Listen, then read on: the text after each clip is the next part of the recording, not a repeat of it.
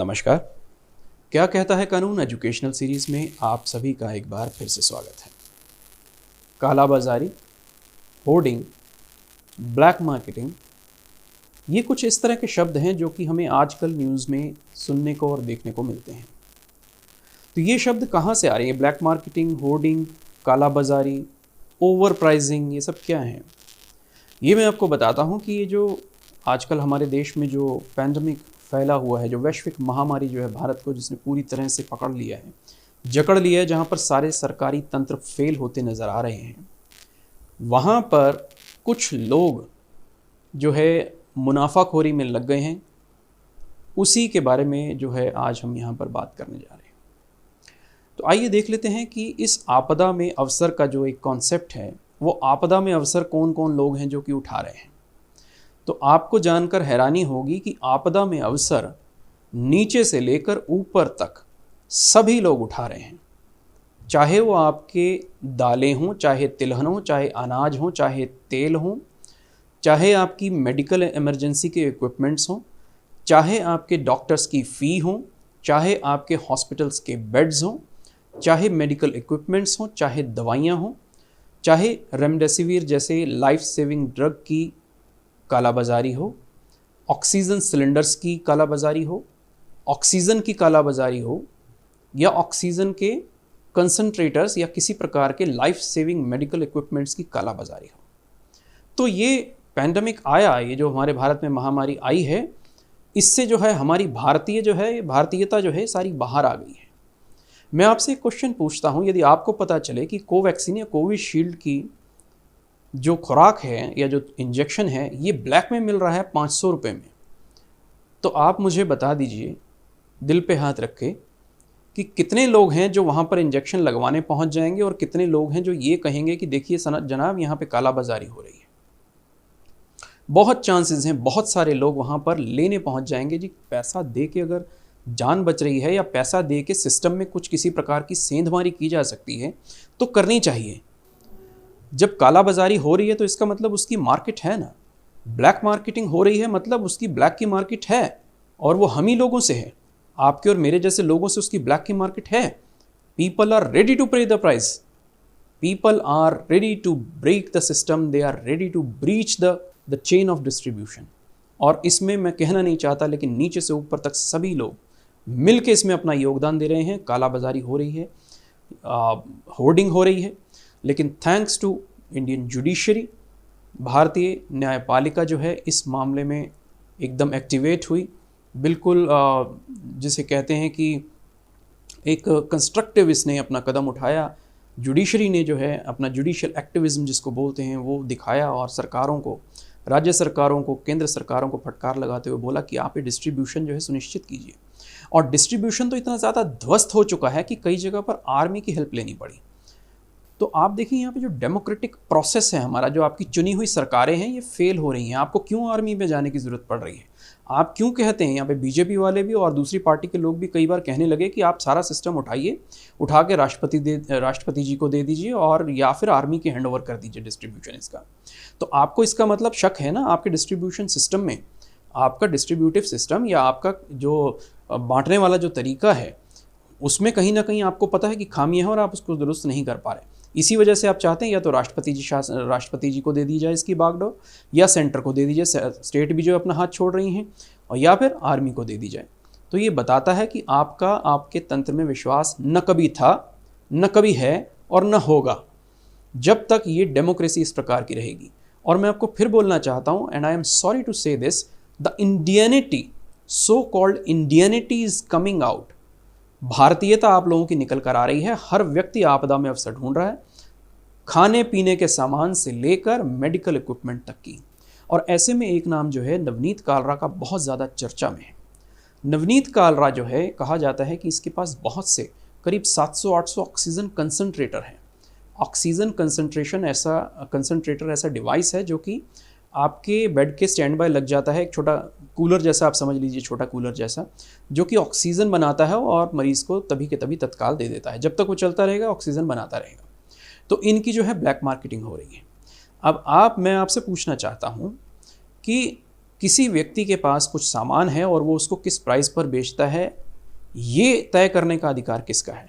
ये उसका अधिकार है जिसका वो स्वामी है। जिस वस्तु का वो स्वामी है उसका वो अधिकार है।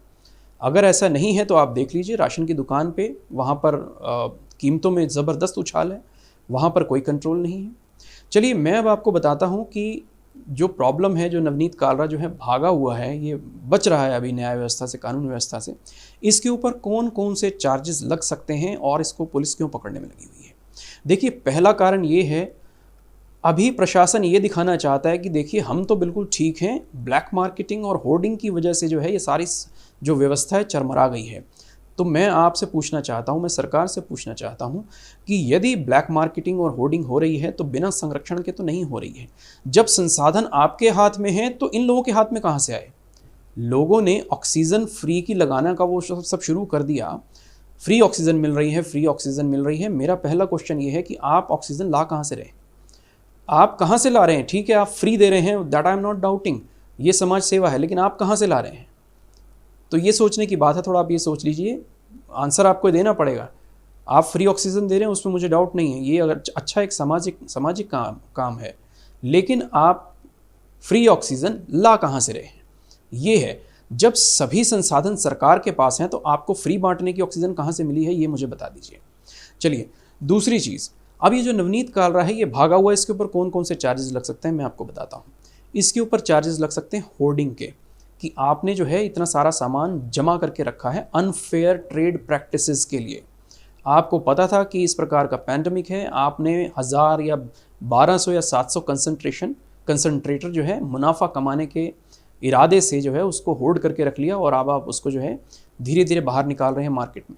ये होर्डिंग भी है, ब्लैक मार्केटिंग है। ब्लैक मार्केटिंग कैसे है? ब्लैक मार्केटिंग हम उसको बोलते हैं जब आप एक सेल या परचेज पर टैक्स नहीं देते हैं, जब वो मार्केटिंग तो हो रही है उसकी लेकिन वो ब्लैक है। ब्लैक कैसे है? ब्लैक तभी हो जाएगी जब उसके ऊपर सेल टैक्स नहीं दिया जाएगा, जब उस पर जीएसटी नहीं दिया जाएगा, जब उसकी इनवॉइस नहीं दी जाएगी, जब उसकी बिलिंग नहीं होगी। तो ये चार्जेस आप पे लगने वाले हैं, avoiding GST and taxes and excise. और क्या हो सकता है आपके ऊपर? आपके पास मेडिकल इक्विपमेंट बेचने का लाइसेंस है कि नहीं है, या आप सीधा एक चावल की दुकान पे काम करने वाले व्यक्ति हैं, आपकी चावल और राशन की दुकान है लेकिन आप ऑक्सीजन कंसंट्रेटर ले आए और उसे बेचने लगे मुनाफा कमाने के लिए, तो यहाँ पर आपको लाइसेंस की ज़रूरत है। तो यहाँ आपने एक और अपराध किया है, आपके पास लाइसेंस नहीं है, इसके बावजूद आप मेडिकल इक्विपमेंट्स में खरीद फरोख्त कर रहे हैं। एक आप होर्डिंग कर रहे हैं, ब्लैक मार्केटिंग कर रहे हैं, बिना जीएसटी बिना इनवॉइस के आप काम कर रहे हैं। फिर आपने आपका जो है फूड का एक बिजनेस था, आपका एक फूड का एक प्लेस था, फूड का गोडाउन था जहाँ पर आपने काम करना था, उसको आपने जो है मेडिकल इक्विपमेंट्स का गोडाउन बना लिया। यानी कि प्रीमाइसेस का जो आपको लाइसेंस मिला हुआ था किसी एक खास काम के लिए, आपने उसको दूसरे काम के लिए यूज़ किया, तो ये भी चार्जेस आप पर लगने वाले हैं। चलिए, ये चार्जेस आप अगर संभल भी लें तो एक और जो चार्ज है जिसकी वजह से नवनीत कालरा अभी तक फरार है, अभी तक एब्सकॉन्डिंग है, वो है नेशनल सिक्योरिटी एक्ट, राष्ट्रीय सुरक्षा अधिनियम 1980। इंदिरा गांधी के टाइम में, जो तत्कालीन हमारी प्रधानमंत्री थी श्रीमती इंदिरा गांधी के टाइम में, ये जो एक्ट है, ये जो अधिनियम है, ये लाया गया था।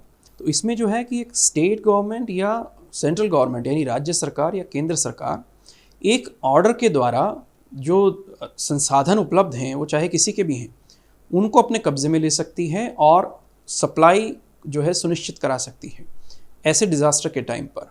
तो इसको एक राष्ट्रीय सुरक्षा का एक टाइम मान लिया जाता है कि ये देश पर आपातकाल है, ये देश की सुरक्षा की बात है, तो इसके अंदर ज़रूरी एसेंशियल आइटम्स की जो सप्लाई है उसको मेंटेन करने का जो ऑर्डर है वो राज्य सरकार और केंद्र सरकार दे सकती है। न केवल राज्य सरकार और केंद्र सरकार, ये जो एक्ट है इसका इतना मिसयूज़ हो सकता है, मैं आपको बता रहा हूँ कि एक पुलिस कमिश्नर या डिस्ट्रिक्ट मजिस्ट्रेट भी ऑथराइज है इस प्रकार का ऑर्डर देने के लिए। जी हाँ, नेशनल सिक्योरिटी एक्ट 1980 एक डीएम या एक पुलिस कमिश्नर भी जो है इसको एक ऑर्डर निकाल सकता है और वहाँ के संसाधन अपने कब्जे में ले सकता है। तो इसी वजह से नवनीत कालरा जो है वो भागा हुआ है, क्योंकि जब वो आया तो यहाँ पर देखना पड़ेगा कि एनएसए यदि प्रोमलगेट हो गया है, एनएसए यदि इम्प्लीमेंट हो गया है, उसको एक्टिवेट कर दिया गया है यदि नेशनल सिक्योरिटी एक्ट को, तो फिर जो है वो इसमें फंसेगा। और इसमें क्या है कि आप 12 महीने तक जो एक्यूज़ है उसको आप डिटेन करके रख सकते हैं, यानी उसको हिरासत में रख सकते हैं।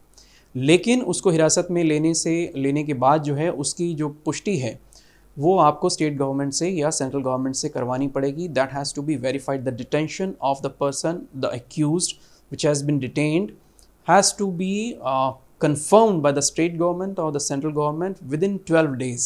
The detention of the accused will cease to be in force if you do not receive any confirmation from the state government or central government within 12 days. यानी कि अगर 12 दिन तक आपने जिस व्यक्ति को डिटेन किया है, जिसको हिरासत में लिया है और उसकी जो पुष्टि है, उसकी संस्तुति जो है, उसकी कंफर्मेशन जो है उसके वहाँ से नहीं किया गया स्टेट से या सेंट्रल से, तो वो 12 दिन बाद स्वतः ही रद्द हो जाएगी, उसको छोड़ना पड़ेगा. कहा जाता है कि जो नवनीत कालरा है ये ऑक्सीजन कंसंट्रेटर के जो इक्विपमेंट्स हैं उसके अंदर डील करता था, और इसका डिफेंस यही है कि यदि राज्य सरकार ने और केंद्र सरकार ने इसके बेचने की, खरीदने की कीमत यदि तय नहीं की होगी तो यह व्यक्ति बच जाएगा कम से कम इस अपराध से, नेशनल सिक्योरिटी एक्ट के अपराध से बच जाएगा. क्योंकि मैं किस रेट पर खरीद रहा हूँ या चीज़ों को बेच रहा हूँ, वो अगर गवर्नमेंट उसके रेट्स निकाल देती है, जैसे एम्बुलेंस के रेट्स निकाले हैं अभी गवर्नमेंट ने, कि जब एम्बुलेंस के मनमाने मुंह मांगे जो दाम लिए जा रहे थे, इसके बाद गवर्नमेंट ने रेट निकाल दिए कि आप इससे ज़्यादा चार्ज नहीं करेंगे. अगर उससे ऊपर कुछ चार्ज किया जाता है तो वो एक ऑफेंस है.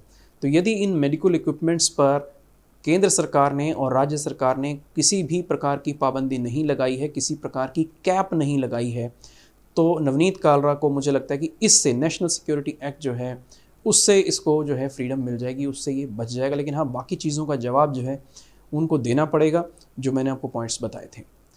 तो चलिए इसी के साथ मैं अपना वीडियो ख़त्म करता हूँ और आशा करता हूँ कि जो हमारा कोलैप्सिंग सिस्टम है इसमें लोग आपदा में अवसर नहीं ढूंढेंगे और मॉरल ग्राउंड्स पर, अपने नैतिक मूल्यों के आधार पर, अपने नैतिक मूल्य जो इनके जीवन में हैं उनके आधार पर मानवता की मदद के लिए आगे आएंगे. लेकिन ये कहते हुए मुझे दुख है कि जब कोई व्यक्ति पकड़ा जाता है तो वो कहता है जी मैं अकेला नहीं हूँ, नीचे से लेकर ऊपर तक काफ़ी लोग इसमें इन्वॉल्व हैं, तो ये पूरी चेन है. तो ये आपदा में अवसर खोजने की जो गिद्ध प्रवृत्ति है, मुझे लगता है कि ये हमारे भारतीयों में अभी निकल कर आ रही है. हालांकि ऐसे लोगों की भी कमी नहीं है जो बढ़ चढ़ कर अपनी परवाह न करते हुए, अपनी जान की परवाह न करते हुए जो है मानवता की सेवा में लगे हुए हैं. तो मैं आशा करता हूँ, उम्मीद करता हूँ, भगवान से प्रार्थना करता हूँ कि ये जो आपदा है जल्दी से चली जाए. अवसर हम कुछ अच्छी चीज़ों में ढूंढें, ज़रूरी नहीं कि आपदा में ढूंढने हैं, क्योंकि आपदा में अवसर जो है वो गिद्धों का काम है, मनुष्यों का काम नहीं है. तो चलिए इसी के साथ अपना वीडियो ख़त्म करता हूँ और मिलते हैं आपसे एक नई समस्या और उसके कानूनी विकल्पों पर चर्चा के लिए अपने अगले वीडियो में.